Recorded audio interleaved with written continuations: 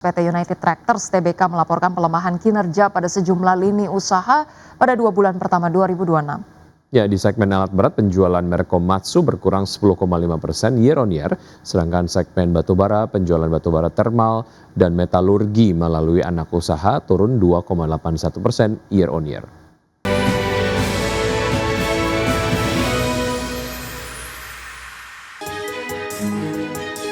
PT United Tractors Tbk menunjukkan tren pelemahan kinerja pada sejumlah lini usaha pada 2 bulan pertama 2026.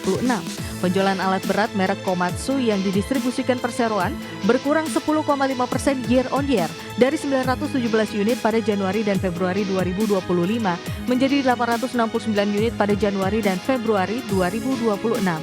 Mayoritas penjualan alat berat per Februari 2026 ditujukan ke sektor pertambangan dengan porsi 49%, setelah itu diikuti oleh segmen kehutanan, konstruksi, dan agro.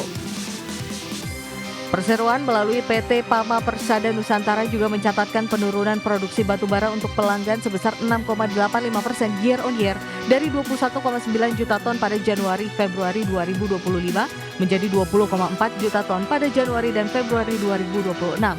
Volume overburden removal juga terkoreksi 7,49% dari 169,6 juta bang kubik meter pada Januari-Februari 2025 menjadi 156,9 juta pada Januari dan Februari 2026.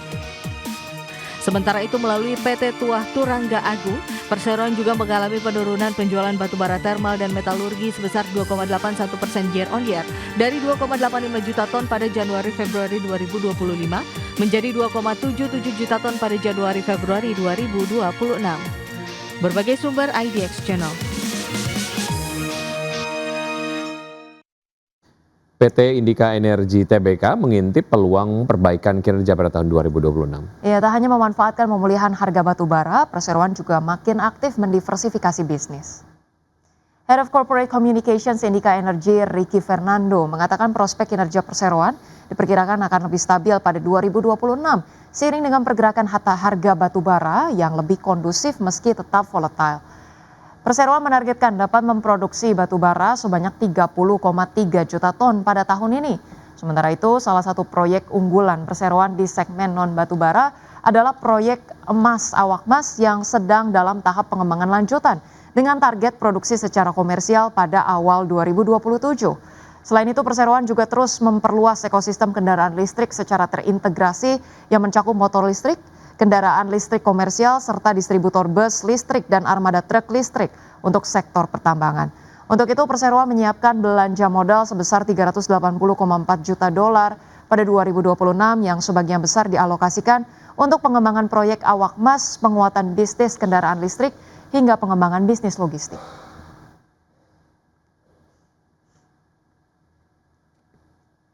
Pemirsa Mitra Keluarga Karya Sehat atau MIKA terus melakukan ekspansi agresif di tengah meningkatnya kebutuhan layanan kesehatan nasional. Ya, namun di balik potensi pertumbuhan jangka panjang, investor perlu mencermati tekanan margin dalam jangka pendek.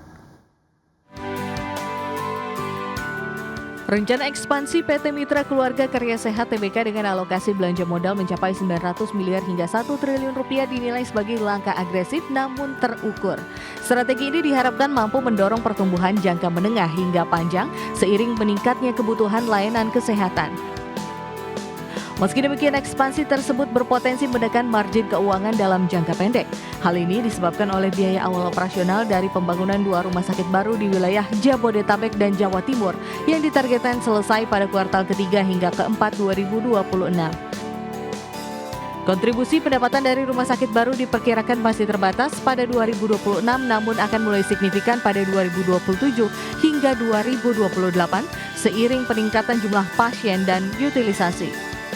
Pembiayaan ekspansi yang berasal dari kas internal juga menunjukkan kuatnya likuiditas dan rendahnya risiko keuangan perusahaan. Berbagai sumber IDX Channel.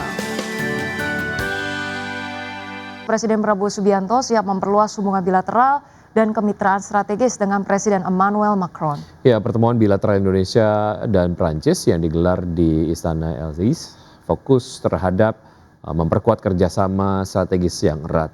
Dan Indonesia dan Prancis selama ini telah menjalin kerjasama erat di berbagai bidang, antara lain pertahanan termasuk pengadaan alutsista, dan penguatan industri pertahanan, energi dan transisi energi, khususnya pengembangan energi baru terbarukan serta infrastruktur dan transportasi. Selain itu, kerjasama juga mencakup bidang pendidikan dan riset, ekonomi kreatif, serta penanganan perubahan iklim dan pembangunan berkelanjutan. Prancis juga menjadi salah satu mitra penting Indonesia di kawasan Eropa dalam mendorong investasi dan perdagangan.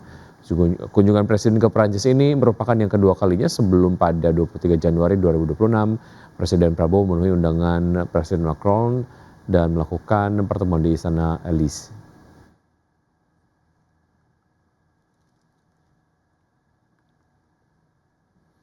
Ya, Indonesia dan Prancis telah lama menjalin kemitraan strategis di bidang perekonomian. Bilateral hubungan kedua negara mencakup ekonomi, perdagangan, investasi hingga kerjasama keuangan, di mana total investasi di tahun 2025 mencapai 179 triliun rupiah. Titiknya. Hubungan bilateral dan kemitraan strategis Indonesia dan Prancis telah berjalan 75 tahun. Dalam forum bisnis, kerjasama kedua negara terikat dalam Memorandum of Understanding atau Nota Kesepahaman. Tercatat kerjasama perdagangan bilateral Indonesia-Prancis, nilai total perdagangan sepanjang tahun 2024 sebesar 2,4 miliar dolar Amerika Serikat.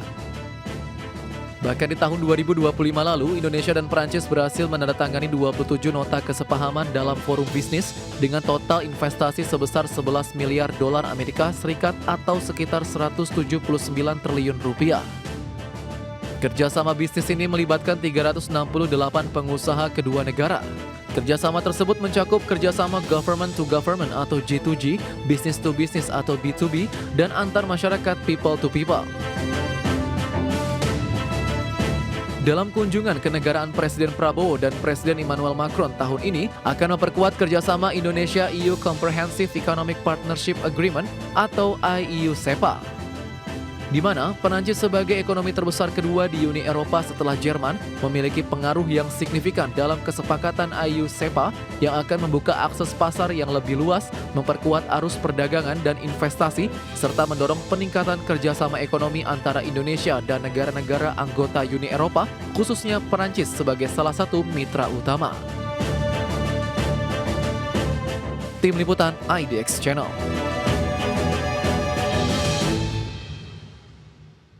Ya, pemirsa, Menteri Dalam Negeri Tito Karnavian menegaskan kebijakan work from home bagi ASN wajib diikuti oleh seluruh pemerintah daerah. Ya, kepatuhan daerah dalam melaksanakan kebijakan WFH salah satu bentuk loyalitas terhadap instruksi pemerintah pusat. Terkait masih adanya sejumlah daerah yang mempertimbangkan untuk mengikuti kebijakan WFH ASN, Menteri Dalam Negeri Tito Karnavian menegaskan kebijakan bekerja dari rumah atau work from home bagi ASN wajib diikuti oleh seluruh pemerintah daerah. Meski bersifat wajib, pemerintah pusat memberikan ruang diskresi bagi daerah untuk mengatur proporsi antara WFH dan work from office sesuai kebutuhan masing-masing. Tito menekankan kepatuhan daerah dalam melaksanakan kebijakan WFH merupakan salah satu bentuk loyalitas terhadap instruksi pemerintah pusat.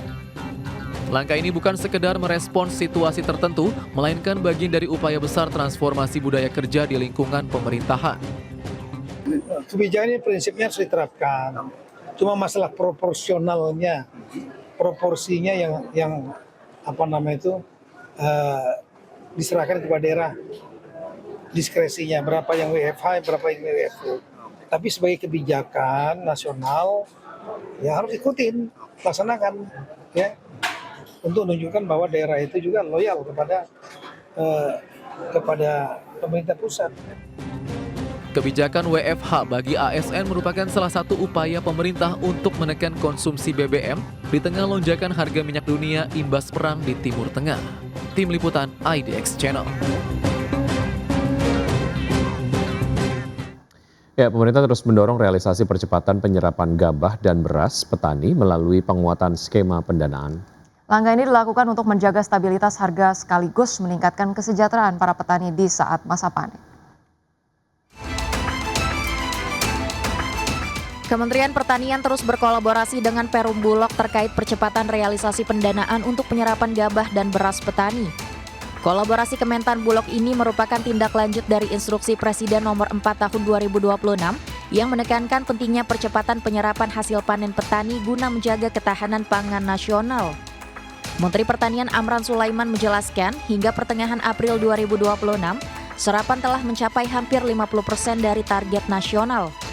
Kementan terus mengejar target penyerapan sebesar 4 juta ton setara beras sesuai dengan arahan Presiden Prabowo Subianto. Pemerintah melalui kebijakan terbaru memberikan subsidi bunga sebesar 2% kepada Bulog dari skema pembiayaan Bank Himbara. Dengan skema ini beban bunga yang ditanggung Bulog menjadi lebih ringan, yaitu hanya sebagian dari total 4% suku bunga. Gudang kita hanya kapasitasnya 3 juta ton, sedangkan beras sampai hari ini 4,7 juta ton. Artinya yang disewakan itu sudah 1,7 juta ton.